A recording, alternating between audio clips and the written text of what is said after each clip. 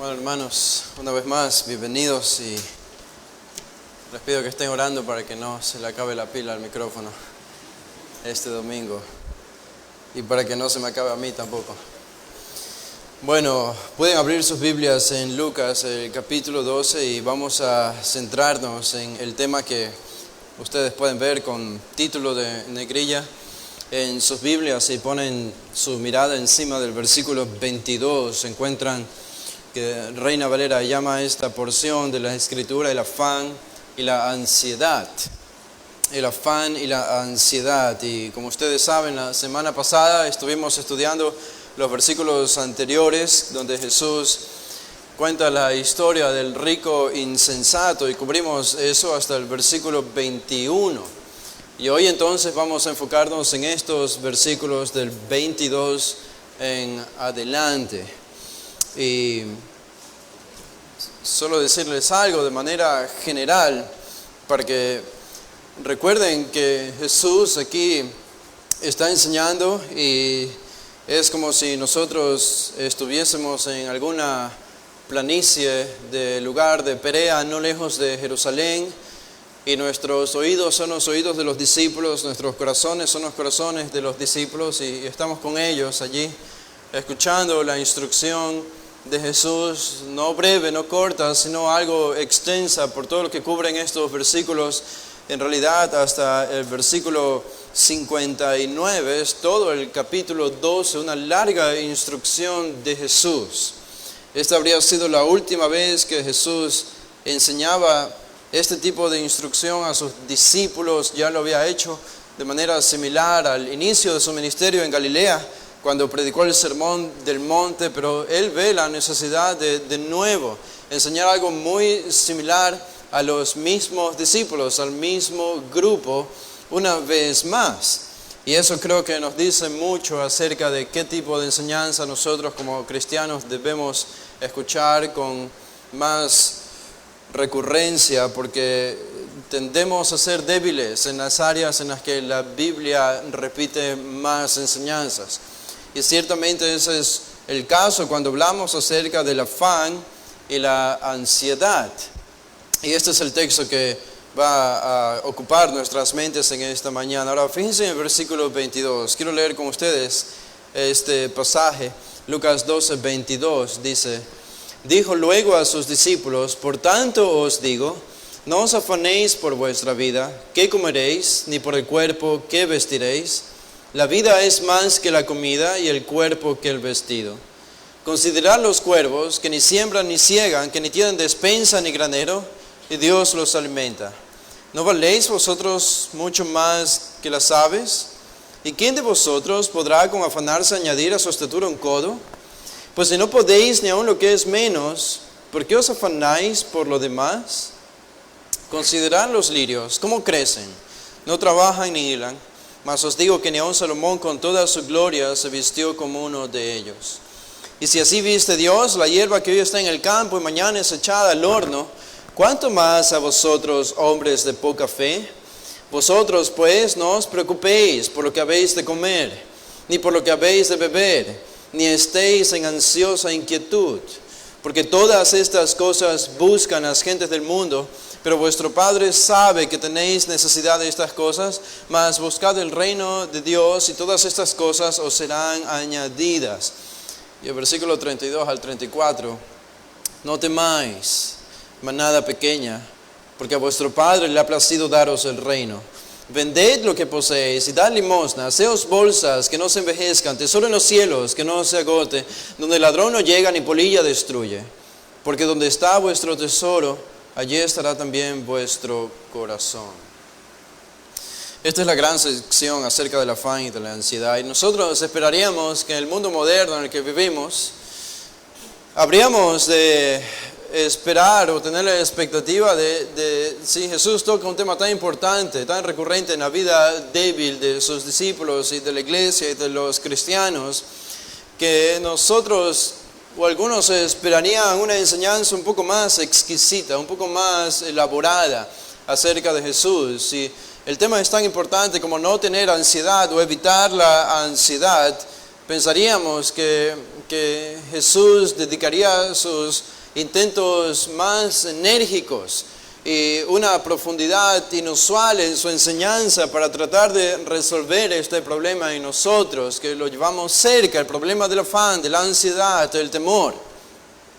Y sin embargo, Jesús se limita a declarar algunos imperativos en este pasaje que resumen sencillamente cuál es nuestra responsabilidad si nos hacemos la pregunta: ¿cómo puedo dejar de tener ansiedad? ¿Cómo puedo dejar de afanarme por las cosas del mundo, por las cosas elementales, las necesidades normales que nosotros como seres humanos requerimos? ¿Cómo hacemos para evitar? Bueno, en esta semana, pensando en este tema, estaba leyendo algunos artículos de personas seculares y me topé con un artículo de una mujer que era psicóloga. Es psicóloga, escribió un artículo de 17 páginas. 17 páginas. Me tomé la agonía, el dolor de leer estas 17 páginas para terminar al final del artículo y quedar imaginándome siendo una persona que busca solucionar el problema de su ansiedad sin esperanza, absolutamente, sin esperanza. Términos y jergas psicológicas y palabras exquisitas y estudios en laboratorio y conversaciones con personas acerca de la ansiedad y los traumas y los miedos y esto y lo otro, y citando a Freud y citando a Skinner y citando a otros psicólogos de la historia, y al final no es más que un artículo vacío, porque no ofrece ninguna esperanza. Mucha explicación, mucha elaboración, pero sin contenido válido. Jesús aquí nos hacemos la pregunta: ¿cómo resuelvo el problema de mi afán? ¿Cómo dejo de afanarme? Bueno, fíjense, no existía la psicología en el tiempo de Jesús. Y Jesús, que es mucho más sabio que los psicólogos, Él dice: no os afanéis. ¿Ven? Es sencillo como eso. No os afanéis. Es una cuestión de obediencia o desobediencia. Es una cuestión de sumisión o rebeldía contra Dios. Los que se afanan por las cosas del mundo y los creyentes que cometen el pecado de preocuparse por las cosas de este mundo es porque han puesto su mirada y su corazón no en el Dios que provee todas las cosas, sino en los objetos y las posesiones terrenales, de donde ellos reciben la fuente de su esperanza. Jesús no elaboró mucho, no hay una fórmula secreta para vencer el problema de la ansiedad en la vida cristiana. Es simple y llanamente una cuestión de obediencia. Él dijo: no os afanéis. Ahora, claro, hay mucho más en este versículo que vamos a descubrir, pero eso es lo esencial, lo que encontramos en el versículo 22. Y encontramos de nuevo en el versículo 29: vosotros pues no os preocupéis por lo que habéis de comer. Y al final del versículo 29: ni estéis en ansiosa inquietud. Estos son los imperativos más importantes en todo este pasaje. No se afanen. Yo como cristiano entonces tengo la responsabilidad de obedecer a mi Señor, de obedecer a mi Maestro, a mi Creador y a mi Salvador. Y entonces debo dejar de afanarme. Esa es la gran solución para el gran problema de la ansiedad en la vida cristiana. Ahora, algo que nosotros notamos en esta nueva sección es que hay una palabra que Jesús no vuelve a utilizar y que la estudiamos las 2 semanas anteriores. ¿Se acuerdan cuando revisamos el pasaje de la parábola del rico insensato que comenzó en el versículo 13? Y Jesús utiliza la palabra en el versículo 15, les dice a la multitud, y los discípulos estaban allí también. Él dice: mirad y guardaos de toda avaricia. Ese es el tema que nos introdujo a todo este tópico que va hasta el versículo 34. El tema de la avaricia que aparece en el versículo 15. Este fue el centro, el tema central de la parábola del rico insensato. Y a pesar de que la amonestación contra la avaricia es parte de toda esta sección, notamos un cambio en el tono de las palabras de Jesús cuando comenzamos a leer el versículo 22. Hay un tono más personal, hay un tono más misericordioso, hay un tono más íntimo y cercano de parte de Jesús comparado al pasaje anterior. El Señor, de manera interesante, no acusa a sus discípulos de avaricia.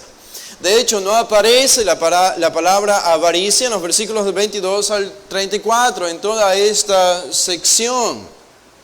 Aunque hay una advertencia implícita para ellos en el pasaje anterior, en la parábola del rico insensato, y yo creo que esto es significativo porque Jesús está reconociendo que había algo en sus discípulos que no había en la multitud a la que Él habló en los versículos anteriores. Que no había en el rico insensato, que no había en el hombre que vino a Él en el versículo 13 pidiendo justicia por una posesión y una heredad mal repartida. ¿Qué es lo que los discípulos tenían y lo que las multitudes no tenían? El rico insensato no tenía. Bueno, reconocemos, si ustedes recuerdan en Lucas 5:11, cuando Jesús hizo una pesca milagrosa y sus discípulos pescaron tantos peces que la net se rompía. El texto dice en el versículo 11, después de que contemplaron este milagro, Pedro se postró ante Jesús. Él le reconoció que él no merecía estar delante de él y al final en el versículo 11 dice, dejándolo todo, una referencia a todos los discípulos que estaban allí, dejándolo todo, le siguieron. Dejándolo todo. Esto es más que simplemente deshacerse de herramientas que son pesadas y hacen difícil el caminar o los hacían más ligeros. No, esta es una referencia a la renuncia de las posesiones terrenales porque ellos habían sido llamados a un ministerio a tiempo completo. Esa frase dejándolo todo del versículo 11 indica que en ese momento ellos abandonaron sus negocios, abandonaron sus trabajos seculares, dejaron de ser pescadores para convertirse en seguidores de Jesús a tiempo completo. En el pasaje del joven rico en Mateo 19, el versículo 27, ¿se acuerdan? Pedro le dice a Jesús, después de que vio al joven rico acercarse a Jesús preguntando acerca de la vida eterna, Jesús le ordenó al joven rico que si quería ser su discípulo e ir al cielo y la vida eterna debía vender todas sus posesiones y seguirle. El rico se fue triste y Jesús dice, esto es casi imposible para los hombres. No es posible para los hombres dejar la avaricia y el amor por las riquezas y seguirme a mí. Y entonces Pedro escuchó esto y le dijo a Jesús en el versículo 27, aquí, nosotros lo hemos dejado todo y te hemos seguido. Y no creo que esta es una declaración de esas de Pedro, necias o alocadas a las que nos tiene acostumbrado en los evangelios, ni es una declaración orgullosa o de presunción de parte del discípulo Pedro. Él solo está declarando un hecho, una realidad. Es verdad lo que él había dicho en ese momento. Ellos habían dejado todo por seguirle a Jesús, al Maestro. Le habían confiado a él todos sus ingresos y el sustento de sus propias vidas y de sus familias. Las necesidades más elementales de la vida las habían puesto en las manos de Jesús. Y esto es lo que los discípulos tenían y lo que las multitudes no tenían. Y esa es la razón por la que notamos un cambio en el tono de Jesús cuando comenzamos a leer el versículo 22. ¿Ven? Porque Jesús está hablando a un grupo diferente de personas. Jesús ahora está hablando a un grupo de personas que le habían confiado a Él todo lo que ellos tenían y las necesidades más básicas. Y pienso que esta es la razón por la que Jesús no vuelve a usar la palabra avaricia en el versículo 22 en adelante, cuando instruye a sus discípulos en esta sección. Este cambio de tono es aclarado por la frase que encontramos al inicio del versículo 22. Dice, dijo luego a sus discípulos. Dijo luego a sus discípulos. Es decir, los 12 eran los ricos para con Dios, porque se lo habían dado todo. Y ahora eran herederos del reino, por eso eran ricos. Jesús comienza el versículo 22 haciendo referencia al grupo de personas con el que terminó el versículo 21. ¿Cómo terminó el versículo 21? Él dice, y no es rico para con Dios. Así es el que hace para sí tesoro y no es rico para con Dios. Pero ahora Jesús va a hablarles a los que son ricos para con Dios. Estos son los discípulos, estos son los 12. Este es el grupo de personas a los que Él se dirige ahora. Sin embargo, aparece otra palabra en esa nueva sección que usa Jesús y que sí es más familiar para nosotros. Esa palabra es el afán o la ansiedad. Aparece en el versículo 22. Jesús dice, no os afanéis. Aparece en el versículo 25. ¿Y quién de vosotros podrá con afanarse añadir a su estatura un codo? Aparece en el versículo 26. ¿Por qué os afanáis por lo demás? Y aparece en el versículo 29, que es una palabra griega diferente, se traduce de la misma manera. No os preocupéis y al final ni estéis en ansiosa inquietud. Ahora, este sí es un problema para nosotros. Y este sí era un problema más recurrente para los discípulos, en general para la vida cristiana. Debemos reconocer esto. No estamos tan mal si nos comparamos con el rico insensato de la historia anterior, de la parábola. No estamos tan mal. Con esa historia Jesús dice a sus discípulos lo que no debían hacer de manera negativa, no sean como el rico insensato. Es una historia que ilustra lo que no hay que seguir en esta vida. No hay que depender en esta vida de las posesiones terrenales. Y creo que podemos distanciarnos del estilo de vida del rico insensato lo suficiente como para reconocer que no pertenecemos al grupo de personas que Jesús describe en los versículos del 13 al 21. Porque si alguien es descrito con esas características, simplemente está reflejando una vida que no ha sido redimida, que no ha sido regenerada. No vivimos como el rico insensato. No vivimos con las características de él. No pertenecemos a ese grupo. Y el peligro, sin embargo, que veo es que aunque no estemos sumergidos en ese estilo de vida del rico insensato, no estamos siendo radicalmente egocéntricos como él, porque tenemos al Espíritu en nosotros. No estamos acumulando riquezas. No estamos dentro de un plan de expansión de nuestras riquezas, ni estamos consolándonos a nosotros mismos con las riquezas, ni nos decimos a nosotros mismos, como el rico se decía en el versículo 19, repósate, come, bebe, regocíjate. Eso no describe nuestra vida cristiana, así que podemos decir con confianza, yo no pertenezco a ese grupo. Yo no soy como el joven rico. Pero la pregunta importante que debemos hacernos es, ¿podemos acaso decir lo mismo acerca de nuestro corazón? ¿Dónde está nuestro corazón en esta mañana o en la semana que pasó? ¿Saben? Nuestra conducta puede ser intachable aun cuando nuestro corazón es profano. Puede ser que en el exterior mostremos decoro ante las riquezas y sin embargo, por dentro el corazón está con dientes afilados, buscando devorar lo que encuentra en términos de posesiones. Giezi, el siervo de Eliseo en el Antiguo Testamento, no se parecía en nada al rico insensato, a juzgar por su conducta exterior. Era el siervo del gran profeta Eliseo. Y sin embargo, encontramos en el segundo libro de Reyes que él codició los bienes que Eliseo rehusó aceptar de Naamán el sirio.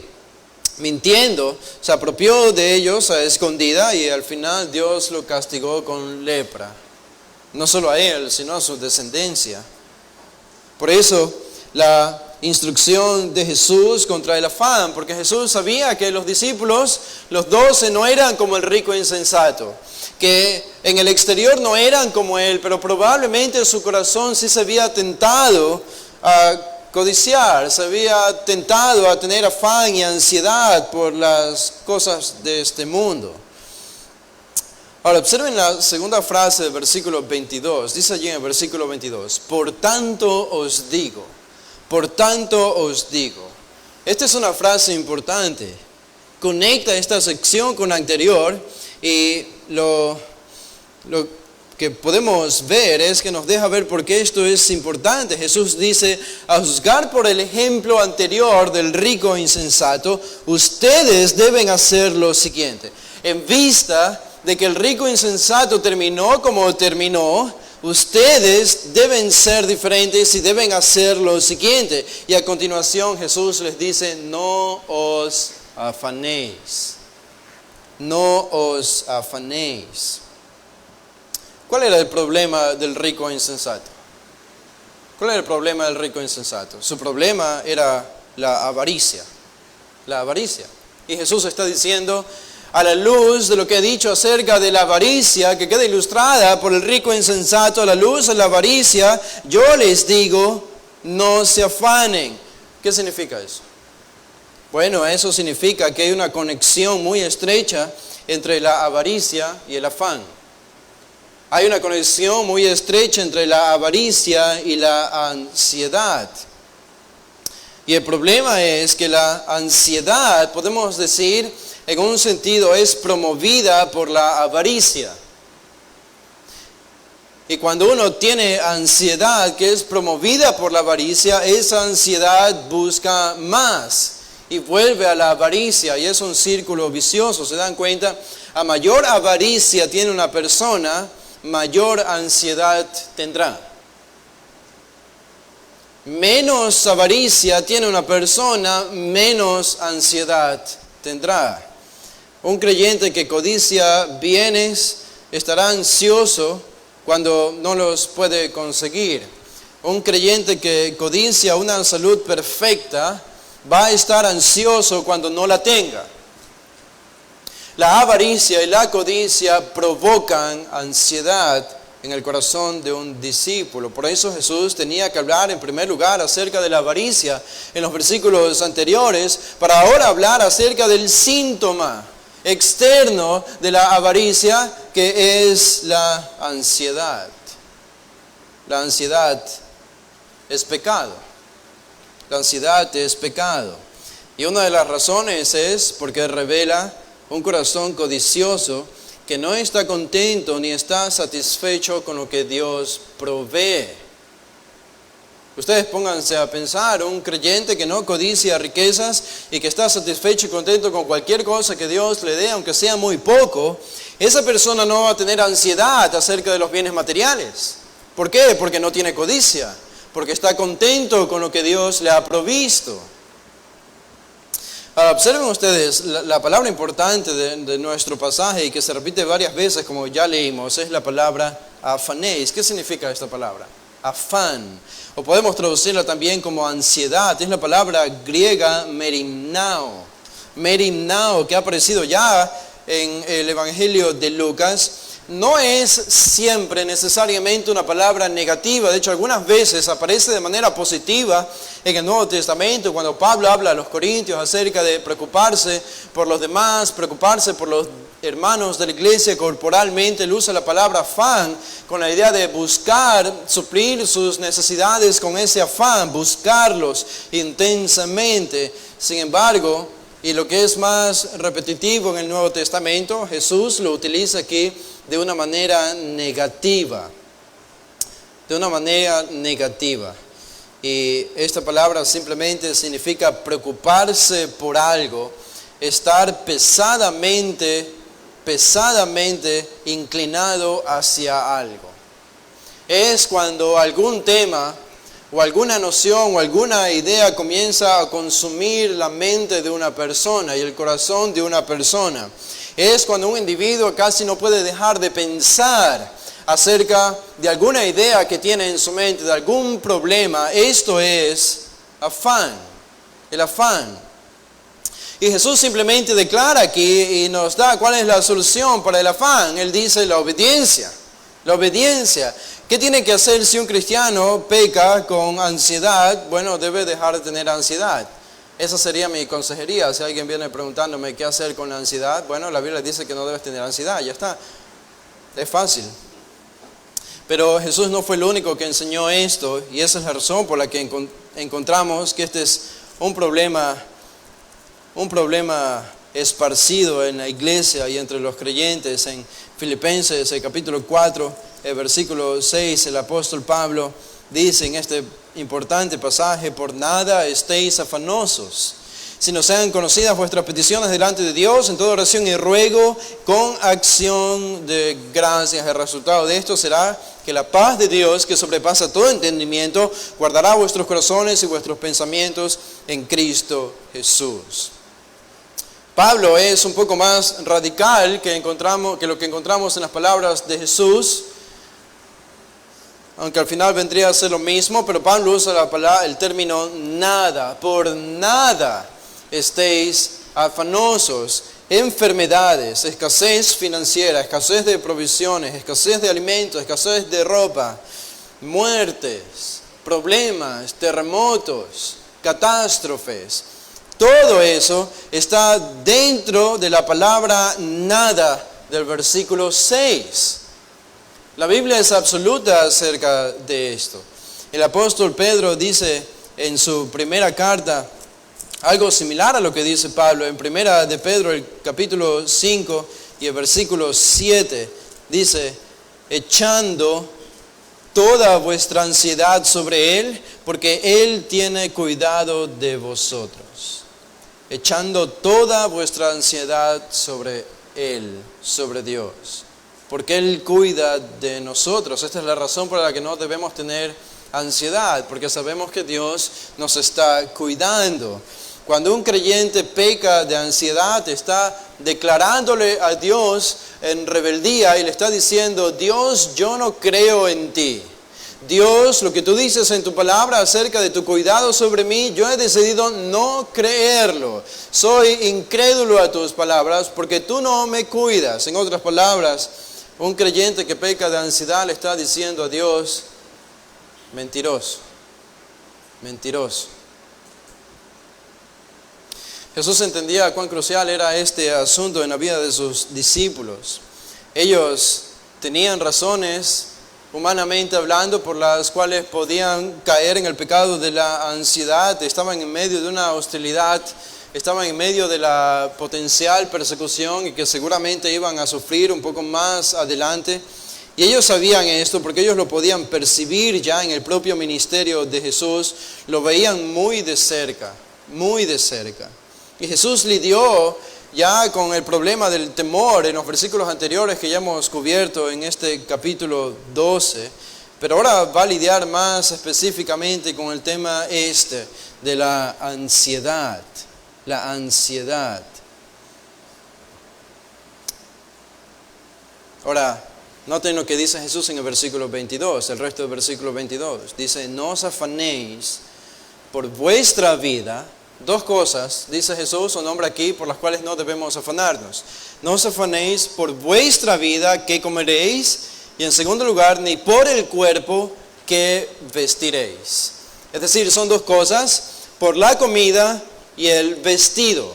La comida y el vestido. Jesús deliberadamente elige dos de los elementos más necesarios y elementales de la vida humana. En primer lugar, Él menciona el alimento, al que Él relaciona o asocia con la vida. Con la vida. No os afanéis por vuestra vida. Bueno, ¿a qué se refiere Jesús con vida? Porque la vida puede significar muchas cosas: el alma, el espíritu, el cuerpo, la vida en general. ¿A qué hace Jesús referencia con la vida? Bueno, Él lo explica en la siguiente frase: ¿qué comeréis? En otras palabras, Jesús está pensando acerca del alimento que sustenta nuestra vida. El alimento que sustenta nuestra vida. Y podemos pensar en que la actividad de comer es la necesidad más fundamental del ser humano. Sin comida simplemente perecemos. Sin comida no podríamos sobrevivir, ni siquiera más de una semana. Nuestros cuerpos no podrían funcionar sin alimento. El alimento es lo que nos mantiene con vida. Uno podría vivir sin casa, uno podría vivir sin transporte, uno podría vivir sin familia, sin amigos, sin libertad. Uno podría vivir incluso sin salud o sin trabajo, siendo un mendigo. Uno podría vivir sin casa, pero nadie podría sobrevivir sin comida. Comida. Nuestras vidas son dependientes. Y es, por tanto, algo sorprendente que siendo el alimento una necesidad tan básica, la más básica que existe bajo este cielo para el ser humano, Jesús apunta justamente a esa necesidad, que no es ni siquiera mala, no es ni siquiera negativa, sino que es una necesidad para el ser humano, y a esa apunta Jesús y dice: no se afanen por el alimento, por su vida. Ahora, yo creo que hay algunas verdades implícitas acerca de esto que Jesús dice aquí. En primer lugar, Jesús sabía que el alimento era una necesidad tan fundamental que no necesitamos ni siquiera pensar en ello. Es decir, es como cuando una persona tiene hambre, una persona nace en este mundo teniendo hambre, los bebés nacen llorando. Nadie nos tiene que enseñar que debemos alimentarnos para sobrevivir. Eso ya viene dentro de nuestra fábrica, dentro de nuestras fibras. Es una necesidad asumida por todas las personas. Por eso no encontramos ningún mandamiento en la Biblia que diga: no te olvidarás de comer, porque nadie puede olvidarse de comer. Es una necesidad tan imperiosa para todos. Hemos sido diseñados de esa manera. Por tanto, si algo necesita escuchar los discípulos de Jesús referente a la comida, no es que debían comer, porque esto era asumido. Y más bien Jesús apunta hacia el extremo opuesto y les dice: no pongan su esperanza en el alimento. No pongan su esperanza en el alimento. Otra cosa interesante acerca de esto es que esta admonición se encuentra inmediatamente después de, como ya decíamos, dentro de un contexto. Y ese contexto es el contexto del rico insensato. Ese es el contexto aquí, el trasfondo. El punto de Jesús es que no debemos pensar acerca de la comida como el rico insensato pensó acerca de la comida. ¿Se acuerdan los granos que salieron de las tierras que él tenía y poseía y los guardó en sus graneros? Y Jesús está diciendo, al hablar de alimento aquí, Él está diciendo: no piensen del alimento como el rico insensato. Repósate, come, bebe, regocíjate. El alimento es necesario, pero para el rico el alimento era un medio que le garantizaba su vida. Le garantizaba y él depositó toda su esperanza en el alimento físico. Jesús les dice a sus discípulos: ustedes no deben hacer eso. Ustedes no deben poner su esperanza en los bienes terrenales. Los discípulos debían entender que había algo mayor que el alimento, y era la fuente del alimento. El alimento, tan importante como es, no deja de ser un instrumento y no deja de ser un medio, y nosotros cometeríamos un serio error si ponemos nuestra adoración y toda nuestra inclinación en los alimentos, que es el medio, y no en la fuente del alimento, que es Dios. Y este es el peligro del que Jesús advierte a sus discípulos. Y en tercer lugar, una cosa más que podemos hacer referencia acerca de los alimentos es que el que dice esto a sus discípulos no es cualquier persona. El que dice: no se afanen por vuestra vida qué comeréis, ni por el cuerpo qué vestiréis, no es cualquier persona. Es Jesús. Es Jesús. Jesús tenía toda la autoridad para decirles que no se afanen por el alimento. ¿Recuerdan? Él había provocado la pesca milagrosa, había alimentado a sus discípulos con mucho más de lo que necesitaban. Él había alimentado a más de 5,000 personas apenas en el capítulo 9 de Lucas. Miles y miles fueron alimentados porque Jesús creó comida de la nada, peces y panes. Los discípulos fueron testigos de todo esto. Ellos fueron testigos de estos milagros de Jesús acerca del alimento. Y es como si Jesús les dijera: no se afanen por el alimento. ¿No se acuerdan? ¿No se acuerdan cómo yo les mostré que tengo el poder? Tengo el poder para crear alimento de la nada si es necesario. No se afanen por eso. Ustedes solo sírvanme. Yo les voy a proveer. Ya les he demostrado cómo les puedo proveer. Yo soy el autor. Yo soy la fuente de todo alimento. Yo los voy a sostener. Ustedes están en mi mano y allí deben descansar. ¿Quién hace crecer la semilla? ¿Quién da la lluvia para que los frutos puedan salir? ¿Quién hace nacer al fruto? Jesús dice, yo soy la fuente del alimento.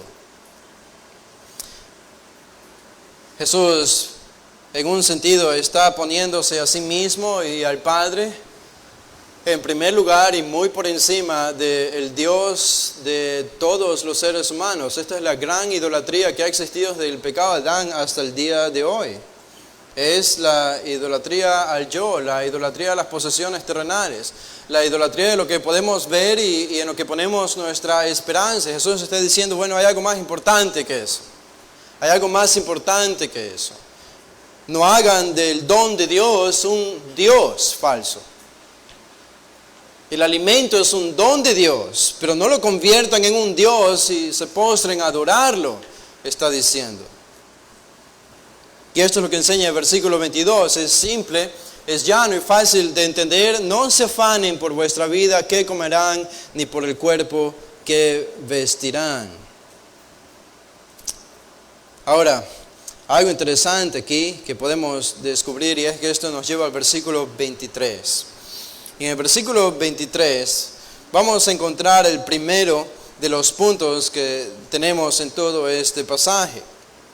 ¿Cómo prevenir la ansiedad?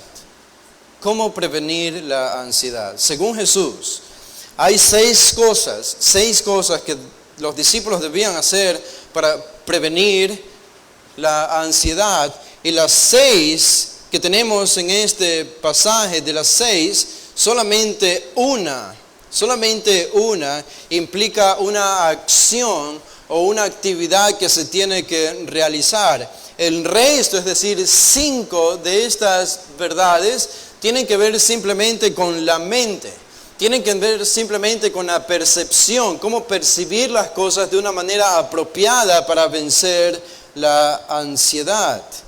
Esto es muy interesante, es lo que vamos a encontrar aquí. Por tanto, estas son verdades que debemos considerar, debemos reflexionar.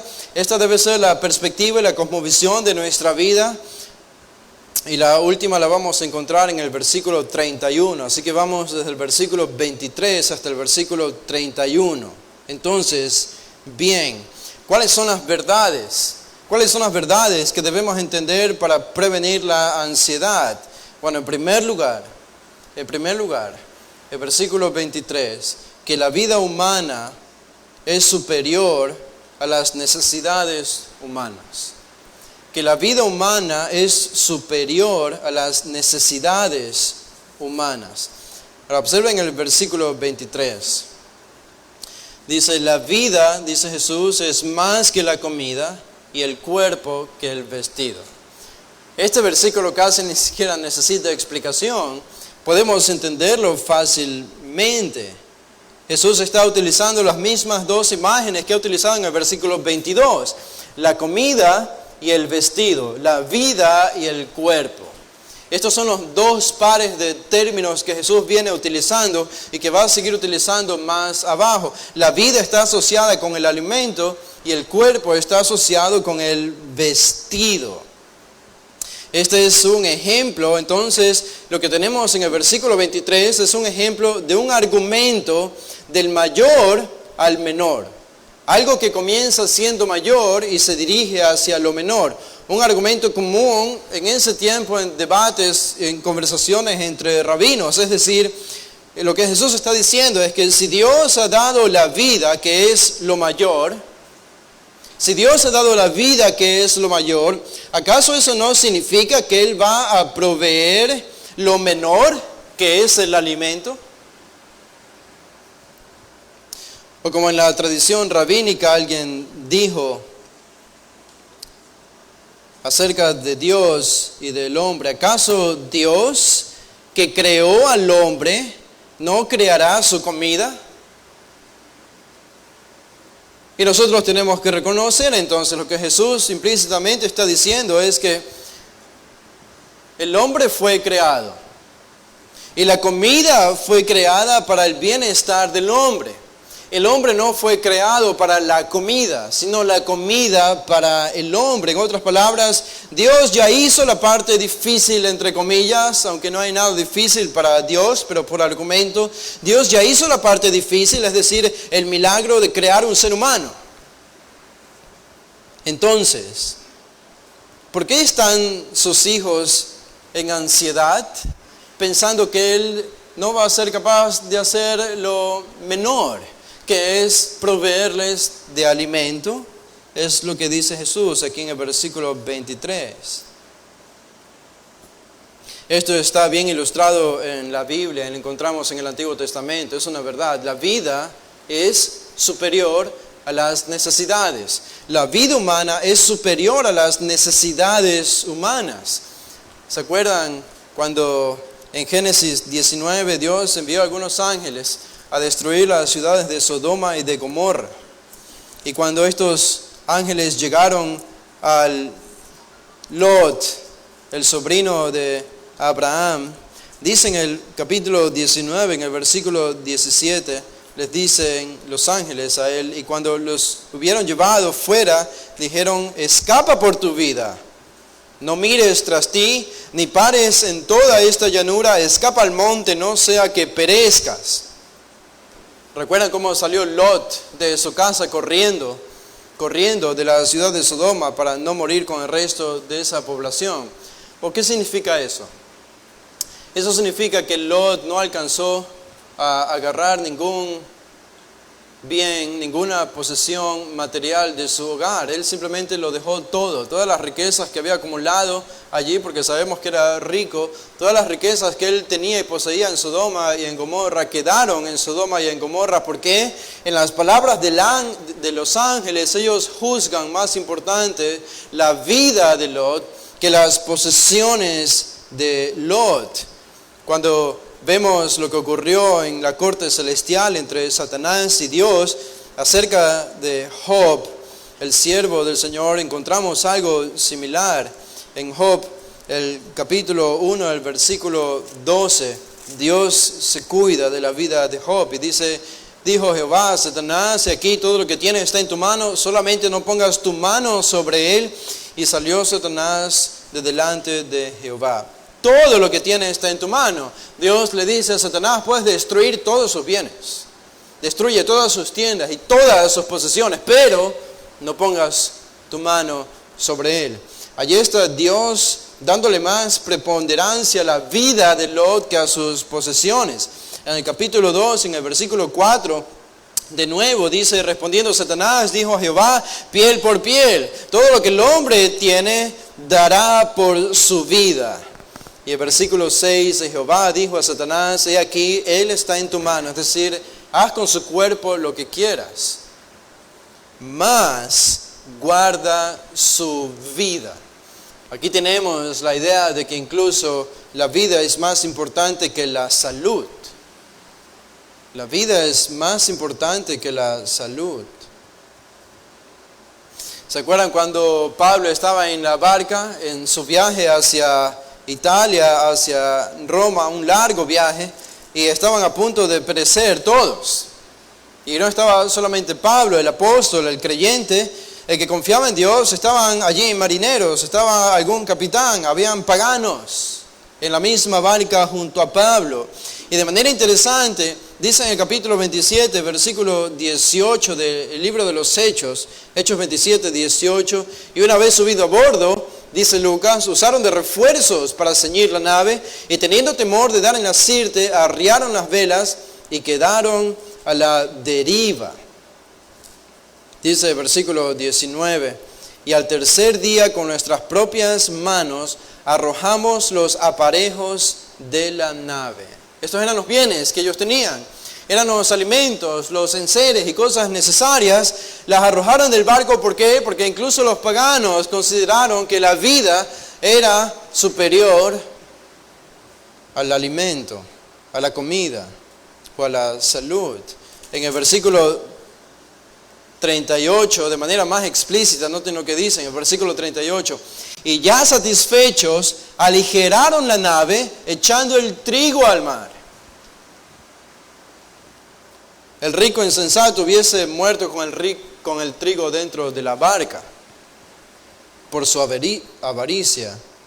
Ellos consideraron diferente. Jesús sabe lo que está diciendo. Él declaró: no solo de pan vivirá el hombre, sino de toda palabra que sale de la boca de Dios. Eso, hermanos, es literal. No solo de pan vivirá el hombre, sino de toda palabra que sale de la boca de Dios. ¿Se acuerdan de Daniel en el Antiguo Testamento, cuando él rehusó contaminarse con la comida del rey y apenas comía vegetales, apenas comía? Daniel casi ni comía, y sin embargo después de varios días consideraron su rostro y estaba tan robusto y tan alimentado como de las personas que se alimentaban del banquete del rey.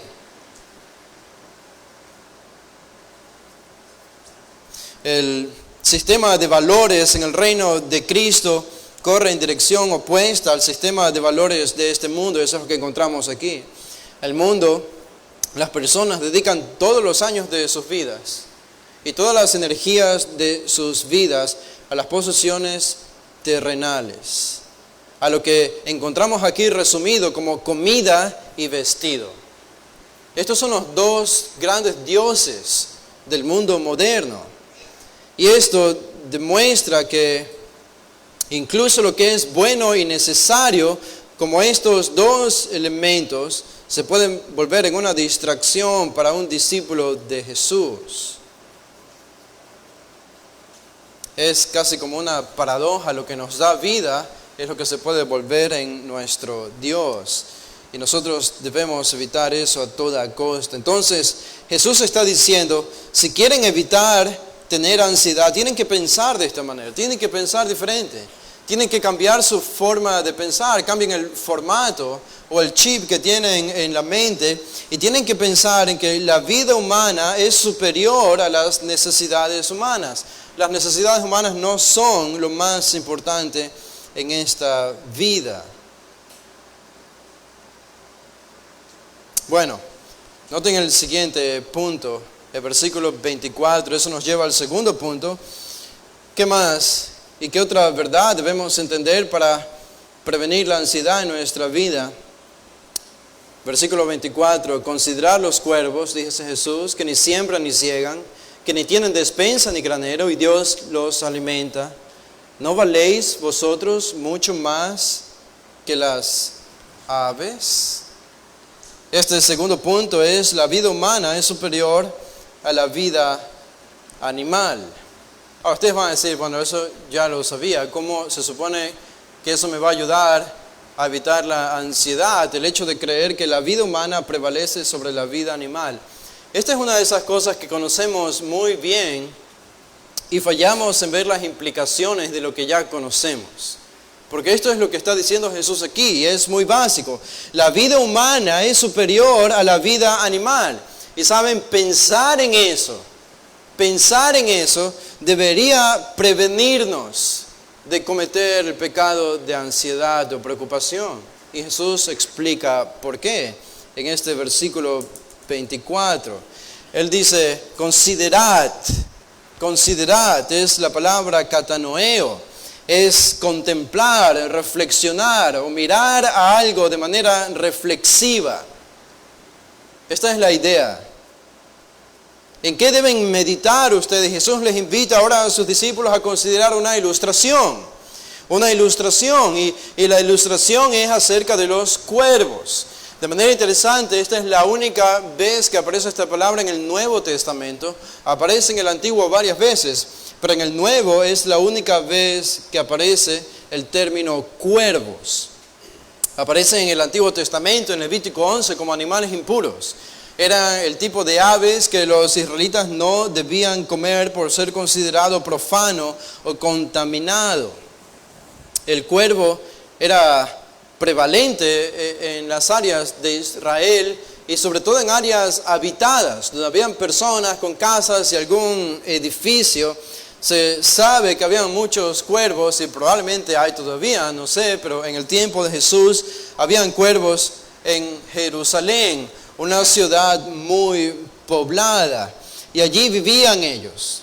También algunos se posaban sobre el techo del templo donde intentaban hacer sus nidos, y por esta razón los israelitas ponían alguna especie de puntas de metal para prevenir que estas aves hiciesen su nido allí. Algo que yo estoy contemplando hacer en mi propia casa. Estos animales, los cuervos, no sé si ustedes saben algo de estos animales, pero estaba revisando un poco la información de ellos y ellos causaban molestias a las personas porque son animales casi en su totalidad carroñeros. Eso significa que se alimentan de cuerpos de animales muertos. Cuando hay un animal muerto, entonces ellos se acercan y se alimentan de allí. Por tanto, cuando llevaban animales muertos al templo, después de ser sacrificados, los restos de estos animales quedaban por allí, y eso hacía atraer a los cuervos, que de paso, aparte de interrumpir las ceremonias allí en el templo, también causaban un sonido molestoso. Y estos eran los cuervos, aunque hay cuervos que eran jóvenes, y aunque eran jóvenes, eran incapaces de encontrar comida por sí mismos, y debido a que se conoce que los cuervos tienen un apetito voraz, un gran apetito, sus padres vuelan yendo y viniendo en busca de comida para ellos, y de pronto el aire se llena de sus chillidos. Y de ahí la descripción, una interesante descripción que encontramos en el Salmo 147, donde aparecen estos animales de color negro generalmente. En el Salmo 147, versículo 9 dice: Él da a la bestia su mantenimiento, y dice la segunda parte, y a los hijos de los cuervos que claman. Los hijos de los cuervos que claman. ¿Por qué esta referencia a hijos de los cuervos que claman? Porque, como les decía, son conocidos por hacer un fuerte sonido con sus picos o sus gargantas, un chillido molestoso. Así gritaban los jóvenes por comida, y por así decirlo, Jesús está diciendo: estos cuervos jóvenes gritan al Dios del cielo para que el Dios del cielo satisfaga su hambre. En Job, el capítulo 38, Job utiliza de nuevo como ilustración estos animales en el capítulo 38 de Job, el versículo 41, y dice lo siguiente: ¿quién prepara al cuervo su alimento? Cuando sus polluelos claman a Dios y andan errantes por falta de comida. Son algo medio torpes para orientarse y para conseguir comida por sí mismos, especialmente cuando son jóvenes. Y esta es la necesidad que tienen de gritar casi literalmente por comida a sus padres. Y Jesús está utilizando estos animales que eran casi odiados por los judíos. Estos animales que eran impuros para los israelitas según la ley del Antiguo Testamento. Estos animales que eran molestosos y a los que nadie les prestaba atención. No era como ver una hermosa paloma de colores. Eran cuervos molestosos. Y la gente se tendía a deshacerse de ellos. ¿Se acuerdan? Noé utilizó un cuervo en el Antiguo Testamento. Cuando buscaba tierra seca y firme, envió un cuervo, y de manera paradójica, muy paradójica en el Antiguo Testamento, cuando Elías no tenía comida, ¿a quién usó Dios para traer alimento a Elías? Fue a los cuervos. Jesús está diciendo aquí entonces en el versículo 24, ustedes discípulos míos, consideren a estos animales. Consideren a los cuervos. Y aparte de las características que hemos mencionado, Jesús menciona unas que tienen que ver con lo que Él dice aquí. Dice que ni siembran ni ciegan, que ni tienen despensa ni granero. Los cuervos no son capaces de hacer nada de esto. En otras palabras, la idea es que un cuervo vive despreocupado. Un cuervo vive en la libertad absoluta de la ansiedad, porque lo único que tiene que hacer es prorrumpir con un chillido a sus padres para que estos le traigan el alimento. Y todos los días podríamos ver un cuervo. Y todos los días esto se convierte entonces en un testimonio de la fidelidad de Dios, porque Jesús dice al final, estos cuervos que no siembran, que no ciegan, que no tienen despensa, que no tienen granero, Dios los alimenta. Dios los alimenta. La gran pregunta retórica, que en realidad es más una afirmación, es: ¿no valen mucho más vosotros que las aves, que estos cuervos? Ven, cuando ustedes piensan en esto y echan un vistazo a la vida animal que hay a nuestro alrededor, y ustedes pueden ver el mismo animal un día y otro día y otro día y otro día. Eso significa que hay alguien que está alimentando a ese animal. Y ese alguien, declara Jesús aquí, es Dios. En su divina providencia ordena las circunstancias de cada uno de estos animales, de cada uno de los cuervos que existen en este planeta. Dios está enfocándose en ellos para darles su alimento. Y Dios dice, ¿no ven lo irrisorio y lo ridículo que es cuando un discípulo que es hijo de Dios, no solo es un ser humano, sino que es hijo de Dios, llega a dudar acerca de la provisión de Dios? Por eso decimos, lo que me previene de la ansiedad es pensar que la vida humana es superior a la vida animal. Y si Dios provee alimento a toda la vida animal, ¿acaso no lo va a hacer con sus hijos? Alguien decía, Dios tiene un desayuno preparado para cada pequeña ave que viene volando de su nido, y para cada bestia del campo que viene saltando de su guarida. Y si hace Dios esto y tiene un desayuno para cada animal, ¿no hará lo mismo con nosotros? Seguramente que va a hacer lo mismo con nosotros. Y aún más, que el Dios que alimenta a los cuervos cuando chillan, no dejará morir de hambre a su Hijo cuando ora. Martín Lutero fue conocido por tener esta característica a veces que vemos en Jesús, de ver elementos en la naturaleza y utilizarlos como ilustraciones para verdades espirituales. Y una vez Lutero estaba parado junto a una ventana con otras personas allí dentro de esta casa. Era un cierto verano, ya en la noche, y allí estaba Martín Lutero, y de pronto observó una pequeña ave que silenciosamente se estableció y se paró en un árbol para pasar la noche. Y cuando Lutero vio esto, él dijo, miren cómo ese pequeño amigo predica la fe a nosotros. Y dijo, Él, Dios, cuida de su cola, cubre su cabeza bajo sus alas y se va a dormir tranquilo, dejando a Dios que Él se preocupe por el alimento del día de mañana. Cada animal que nosotros vemos es un sermón acerca de la provisión y la fidelidad de Dios para nosotros. ¿Significa esto que no hay que trabajar? No es lo que Jesús está diciendo.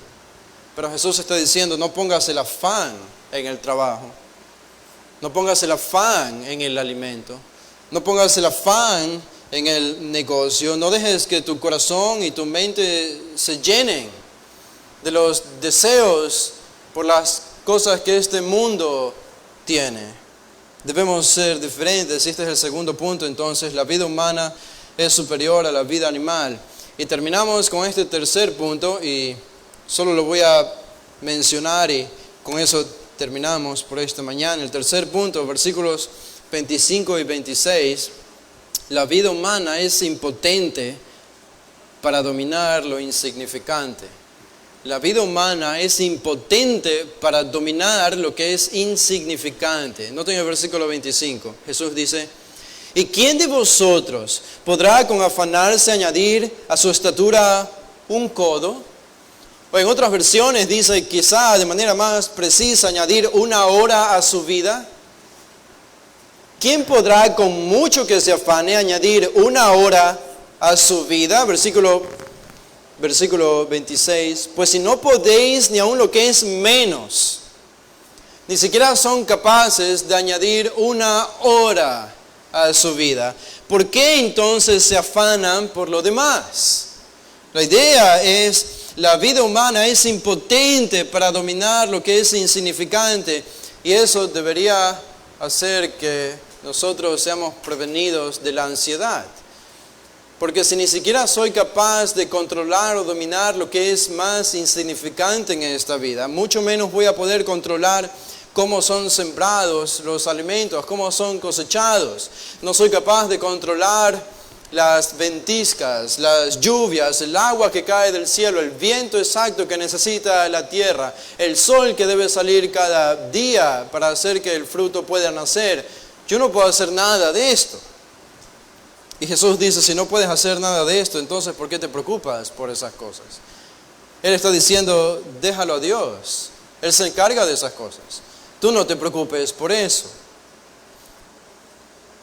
Bueno, yo creo que con eso podemos terminar en esta mañana, y la siguiente semana, si Dios lo permite, vamos a seguir viendo este punto con más profundidad y los siguientes hasta terminar el versículo 31, donde Jesús por fin nos comunica algo que debemos hacer para evitar la ansiedad en nuestra vida. Vamos a hacer una oración para terminar. Padre, gracias te damos, Señor, en esta mañana por el confort, la consolación que nos das y que viene de tu palabra. Que en las palabras de Jesús se nos asegura la provisión y nos das las herramientas que necesitamos, Señor, para guardarnos del afán y las preocupaciones de esta vida. Entendemos, Padre, que los discípulos no eran inmunes a este problema y nosotros tampoco. Y hay cosas, Señor, que probablemente hoy mismo están causando ansiedad en algunos hermanos. Y ellos saben cuáles son esos elementos de la vida que están ocasionando esto, que distraen nuestro corazón de la apropiada adoración a ti, de nuestro servicio, de cumplir nuestra misión. Y te rogamos, Padre, que nos ayudes a ver a un Dios que es cada vez más grande ante los ojos de nuestra fe, para que veamos nuestras necesidades cada vez más pequeñas y que nosotros podamos vivir con esta confianza, sin afán. Como decía Pablo, por nada estéis afanosos. Esta es nuestra meta. Así queremos vivir, a pesar de las circunstancias que nos toque vivir. Padre, si tú cuidas de los pequeños e ínfimos animales, seguramente lo harás con cada uno de nosotros, a quien has prometido tu bien, tu bondad, has prometido tu reino, has prometido a tu Hijo en nosotros, la heredad que recibiremos junto a Él. Todo nos lo has dado junto a Él y nada nos falta, Señor. Gracias por esta provisión, por esta promesa, y encomendamos nuestros corazones, Señor, en tus manos. Oramos en el nombre de Jesús. Amén. Bueno, hermanos, pueden ponerse de pie. Vamos a hacer una oración para despedirnos en esta mañana, y les recordamos, hoy en la tarde tenemos nuestro culto a las 5. ¿Okay? Hagamos una oración. Padre, te damos gracias una vez más por esta mañana, y ahora que nos despedimos rogamos tu bendición para tener comunión con nuestros hermanos y que nos protejas en nuestro regreso a casa. Guárdanos, Señor, y que tu palabra nos guarde. Lo pedimos en el nombre de Jesús. Amén.